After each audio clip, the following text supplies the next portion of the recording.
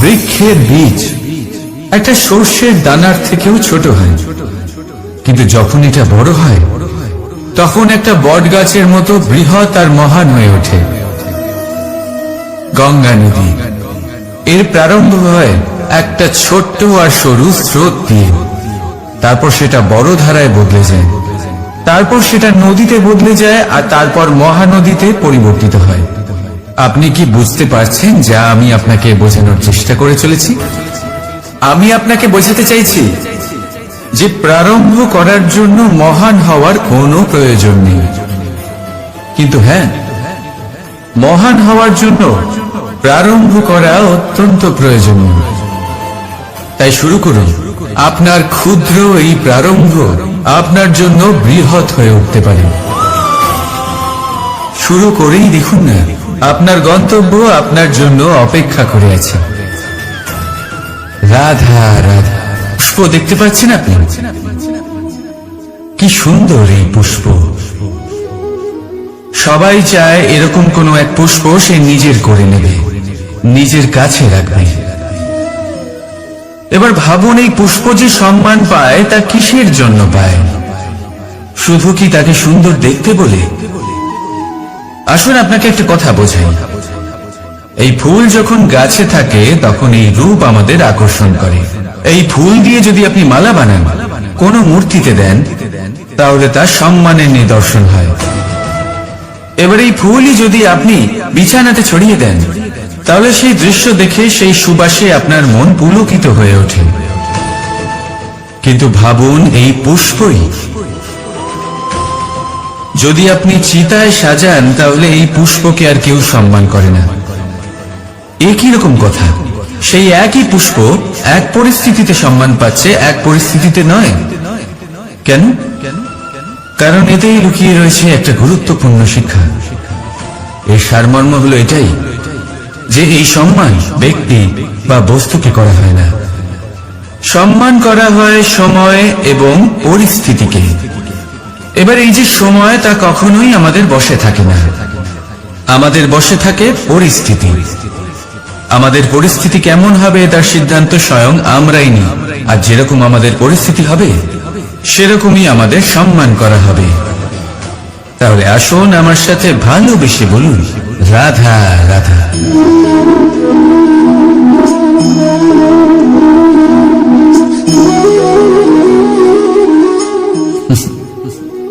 এবারে আপনারা ভাবছেন যে আমি এত একাগ্রতার সাথে এই পিঁপড়েকে কেন দেখছি।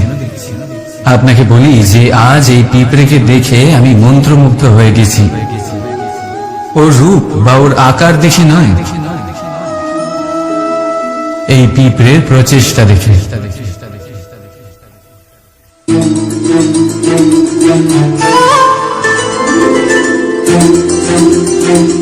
আপনি জানেন, অজস্র পরিশ্রমের পরেই পিঁপড়ে তার নিজের একটা ছোট বাড়ি বানাতে পারে, যা অন্য প্রাণীদের জন্য অত্যন্ত সহজ ব্যাপার।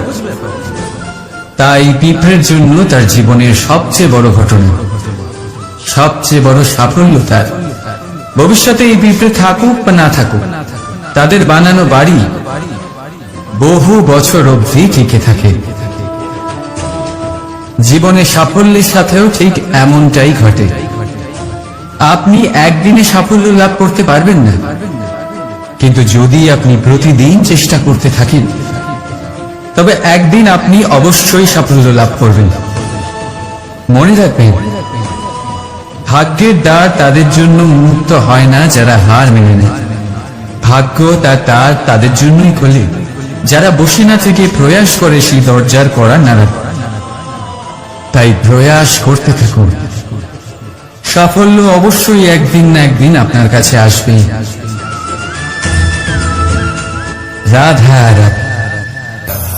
সংসারের সবথেকে মূল্যবান ধন কি হতে পারে? সেটা কি সেই স্বর্ণ যা দিয়ে অলংকার তৈরি করে আমরা ধারণ করি, নাকি সেই সব হিরে মুক্ত রত্ন যা হয় আমরা নিজেদের মুকুটে ধারণ করি বা হাতে আংটি বানিয়ে ধারণ করি, নাকি সেই ধন যার দ্বারা আমরা সংসারে যা চাই তাই কিনতে পারি? এই সব হলো ধন সম্পত্তি। কিন্তু সব থেকে বেশি মূল্যবান কিন্তু এরা নয়। এগুলো যে কেউ আপনার থেকে অনায়াসে কাটতে পারে। কোনো চোর চুরি করে নিতে পারে, কোনো ডাকাত এসে লুট করে নিতে পারে। সংসারের সব থেকে মূল্যবান ধন হলো সেটাই যাকে আমরা জ্ঞান বলে থাকি, যা আপনার থেকে কেউ কেড়ে নিতে পারবে না।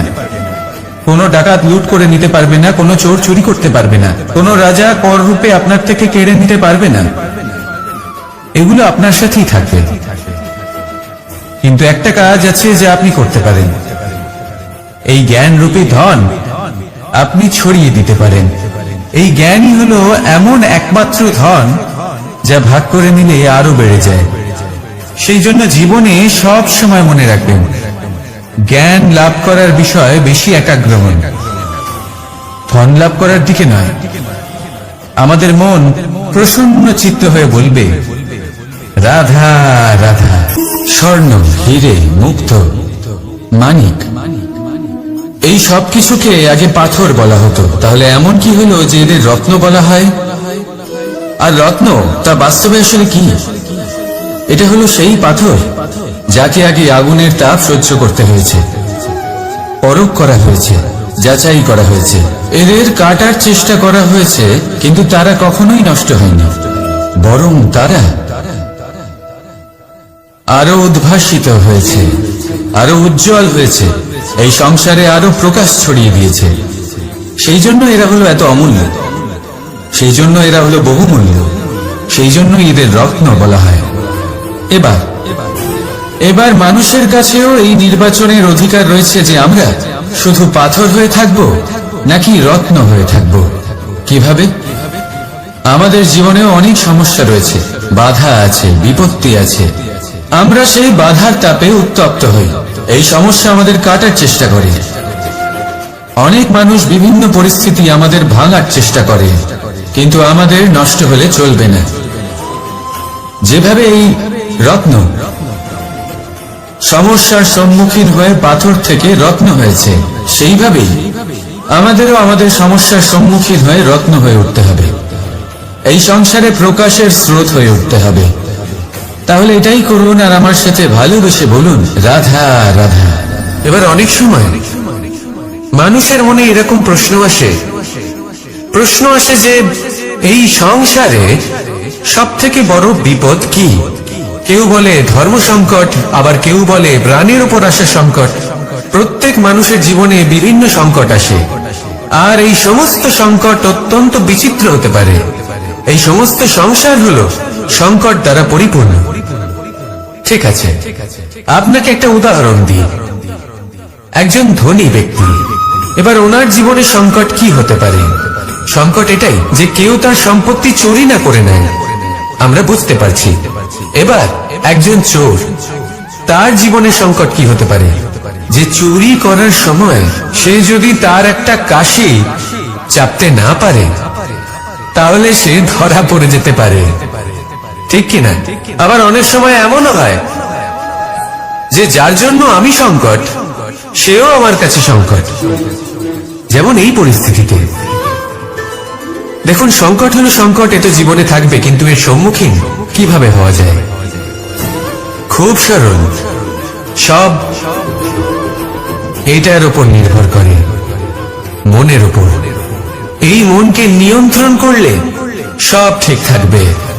এবার যদি ধনী ব্যক্তি মনকে নিয়ন্ত্রণ করে ফেলেন, নিজের অর্থের ব্যবহার শুভ কাজের জন্য, সমাজের সেবার জন্য বিকাশ করতে করেন, ওই অর্থকে একত্রিত করে না রাখেন, তাহলে চুরির সমস্যা, এই সংকট সেখানেই কেটে যাবে।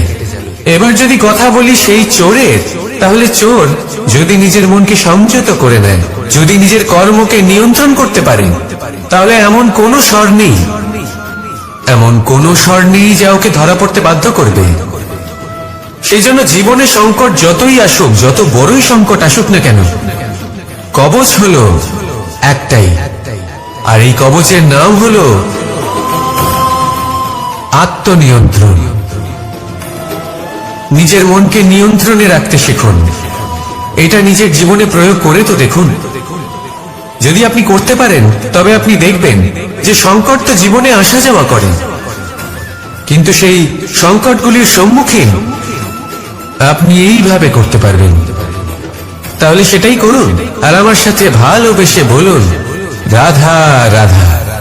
জীবনে যখনই আমাদের সামনে কোনো সংকট আসে, তখন আমাদের সামনে দুটো পথ খোলা থাকে। প্রথম পথ ভয়ভীত হয়ে যাওয়া, দ্বিতীয় পথ সাহসীর সাথে তার সম্মুখীন হওয়া। এই দুইয়ের উদ্দেশ্য সমান, লক্ষ্য হলো সমান, আত্মসুরক্ষা, জীবন রক্ষা। কিন্তু ভয়কে দুর্বল মনে করা হয় আর সাহসকে আপনার বল বলে মনে করা হয়। কারণ হলো এটাই যে ভয় তা হলো শুধুমাত্র একটা প্রতিক্রিয়া, আর সেইখানে সাহস এটা হলো একটা নিশ্চয়, একটা প্রতিবদ্ধতা।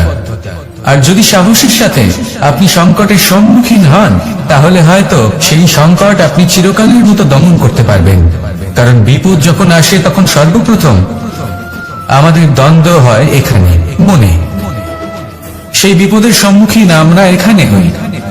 যদি এই হৃদয়কে, এই মনকে আপনি সাহসী করে তুলতে পারেন, তাহলে তাতে কখনো ভয় আসবে না, আর সেই বিপদের সম্মুখীন হওয়াও সরল হবে, জয়লাভ করাও সরল হবে। তাই নিশ্চিত রূপে সাহস হলো অধিক শ্রেষ্ঠ। জীবনে যখনই কোনো সংকট আসবে, তখনই সাহসের সাথে তার সম্মুখীন হন আর আমার সাথে ভালোবেসে বলুন, রাধা রাধা। এই তালাটা দেখতে পাচ্ছেন আপনি? এই তালাকে ভেঙেও খুলে দেওয়া যায়, আবার ভালোবেসেও খুলে দেওয়া যায়। অর্থাৎ এই তালাটা আপনি এই চাবির দ্বারাও খুলে দিতে পারেন, এই হাতুড়ি দিয়েও খুলে দিতে পারেন। কিন্তু এই খোলাতে তফাৎ আছে। যদি তালা খোলার জন্য আপনি সেটা ভেঙে ফেলেন, তাহলে তা পরের বার আর কাজে লাগবে না। কিন্তু যদি এটা আপনি চাবির দ্বারা খোলেন, তাহলে তা চিরকাল কাজে লাগবে। আমাদের জীবনে সম্পর্কগুলো কিছুটা এরকমই হয়। আমাদের জীবনের আনন্দরূপী ধন রক্ষা করে এই সম্পর্ক, কিন্তু ভালোবেসে। যদি ক্রোধের দ্বারা এই সম্পর্ক রক্ষা করা হয়, তাহলে পরে তা কোনো কাজে আসে না। তাই সম্পর্ক সবসময় প্রেমের চাবি দিয়ে খুলুন, কারণ প্রতিবার নতুন তালা আপনি ব্যবহার করতেই পারেন, নতুন সম্পর্ক করতে পারবেন। রাধা রাধা। জি, আমাদের মা বাবা আমাদের পালন করেন, তারপর তাদের অর্থ দিয়ে আমাদের বাল্যকাল কাটে। আমরা আরো বড় হই, বিবাহ বন্ধনে আবদ্ধ হই, আমাদেরও সন্তান হয়, আমরা তাদের পালন করি, তারপর আমরা বৃদ্ধ হই, আর একদিন এই সংসার ছেড়ে আমরা সকলে চলে যাই। এটাই কি জীবন? আপনার মনে এই প্রশ্ন হয়তো অনেকবার জেগেছে, তাই না? এবার একটু জলের যাত্রাপথ লক্ষ্য করুন। সাগর থেকে বাষ্প হয়ে ওঠে এই জল, মেঘ হয়ে ঝরে পড়ে সে, তারপর নদী হয়ে আবার সাগরে মিলিয়ে যায়। কিন্তু কখনো এই প্রশ্ন করে না যে তার জীবন কি, তার উদ্দেশ্য কি। প্রতিটা মুহূর্ত বাঁচে সে, আর অন্যদের যতখানি সম্ভব সাহায্য করে। যখন সাগরে থাকে, তখন অসংখ্য জীবকে জীবন দান করে। যখন সাগর থেকে বাষ্প হয়ে মেঘ হয়ে যায়, তখন চাষিদের মনে এই আশা জাগায় যে ফসল আবার ফল। যখন বর্ষা হয়ে ঝরে পড়ে, তখন এই শুকনো তৃষ্ণার্ত ধরিত্রীর তৃষ্ণা মেটায়। আর যখন নদীতে থাকে, তখন তার পাড়ে নানান গাছপালার জন্ম দেয়। কিন্তু ভাবুন, জল কি কখনো এটা ভাবে যে তার জীবন কি বা তার জীবনের উদ্দেশ্যটাই বা কি? না, সে শুধু নিজের ধর্ম পালন করে যায়, আর যতটা সম্ভব সবাইকে আনন্দ প্রদান করতে থাকে। সেই জন্যই জীবনে কখনো এই প্রশ্ন করবেন না যে এই জীবন কি, এই জীবনের উদ্দেশ্য কি। শুধু এই জীবন বাঁচুন, আর যতটা সম্ভব সবাইকে আনন্দ প্রদান করুন। মন প্রসন্ন হয়ে বলবে, রাধা রাধা। কখনো বৃষ্টির জন্য হওয়া কাদার মধ্যে দিয়ে আপনি নিজের বাড়ি ফিরেছেন? পাদুকা পরার জন্য আপনি ওই কাদা থেকে অবশ্যই বেঁচে যান, কিন্তু সেই পাদুকা থেকে আগত নোংরা কাদার ছিটে আপনার বস্ত্রকে ময়লা করেই দেয়। কিন্তু তাও সেই ছিটের জন্য আপনার বস্ত্র ময়লা হয়ে যাবে, সেই জন্য আপনি পাদুকা পরা ছেড়ে দেন না।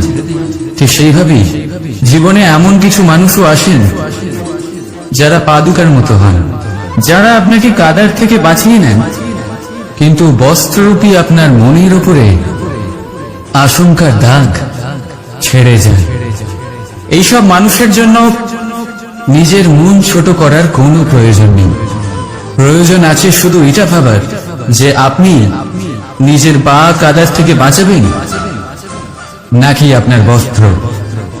জীবনে গম্ভীর হওয়া ভালো কথা, কিন্তু সমস্ত বিষয় যদি গম্ভীরভাবে ভাবতে থাকেন তাহলে জীবনের আনন্দটাই শেষ হয়ে যাবে। এই সংসার অস্থায়ী, এখানে এমন কিছুই নেই যা চিরকাল জীবিত থাকবে। তাই যতক্ষণ এই জীবন আছে সন্তুষ্টি আর আনন্দ নিয়ে বাঁচুন।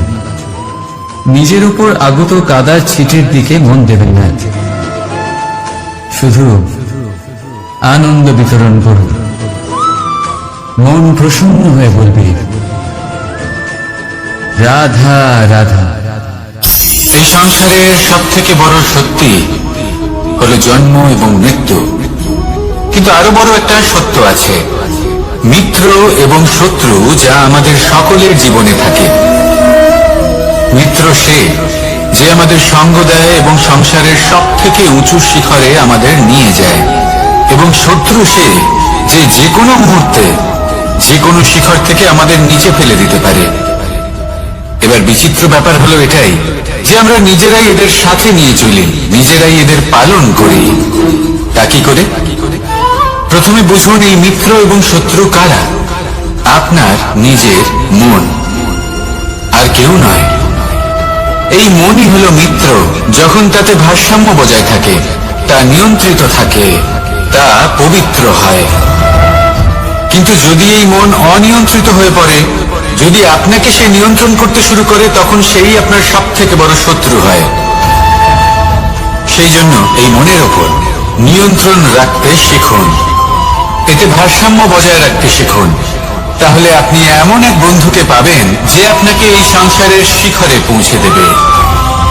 আসুন আমার সাথে ভালোবেসে বলুন রাধা রাধা।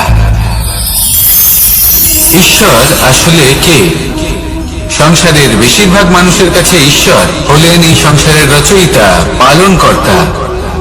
কারোর কাছে উনি জ্ঞাতা, কারোর কাছে উনি হলেন আস্থার প্রতীক, আবার কারোর জন্য শুধুমাত্র অন্ধবিশ্বাস। ইনি হলেন আপনার ইষ্ট।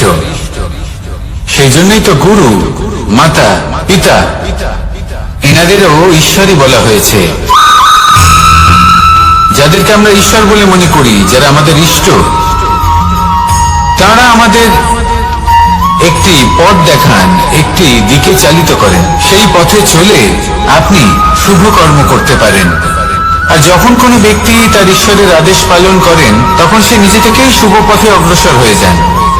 বেশ কয়েকজন মানুষ ঈশ্বরের উপর আস্থা রাখেন এবং ভাবেন যে অনুচিত কোনো কাজ করা উচিত নয়, ঈশ্বর দেখছেন। ওনারা ভয় পান যে কোনো অনুচিত কর্ম করলে কে জানে তার পরিণাম কি হবে।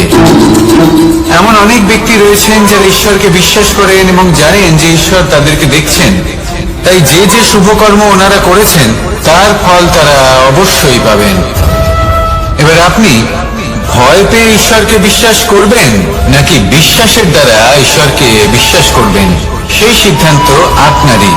কিন্তু হ্যাঁ, যদি আপনার মনে ঈশ্বরের জন্য কোনো স্থান থাকে, যদি আপনার কোনো ইষ্ট থাকেন, যদি আপনি কাউকে ঈশ্বর মনে করেন, যার প্রত্যেক আদেশ আপনি পালন করে থাকেন, তাহলে বলি ঈশ্বর কখনো আপনাকে অনুচিত পথে চালিত করবেন না। আসুন আমার সাথে ভালোবেসে বলুন রাধা রাধা। এই সংসারে ভিন্ন ভিন্ন ধরনের গাছ আছে, অসংখ্য ধরনের প্রজাতি আছে। কিছু গাছ পাতা দিয়ে থাকে, কিছু ফুল, কিছু ফল, কেউ ছায়া প্রদান করে, কেউ শীতলতা প্রদান করে, কেউ নিজেকে খুব কষ্ট দিয়ে এই সংসারের বিকাশে সহায়ক হয়ে ওঠে। কিন্তু এই সবার মধ্যে একটা বিষয় কিন্তু সমান, এরা প্রত্যেকেই পাতা ছাড়া, ফুল ছাড়া, ফল ছাড়া জীবিত থাকতেই পারে, কিন্তু কোনো বৃক্ষই শিকড় ছাড়া বেঁচে থাকতেই পারে না। এটাই হলো রাধার। ঠিক সেইভাবেই আমাদের জীবনে শক্তি হোক, ধন হোক বা সাফল্য হোক, আমাদের বা আমাদের পরিবারের প্রসন্নতাই হোক, এই সব কিছুর আধার হলো সবকিছু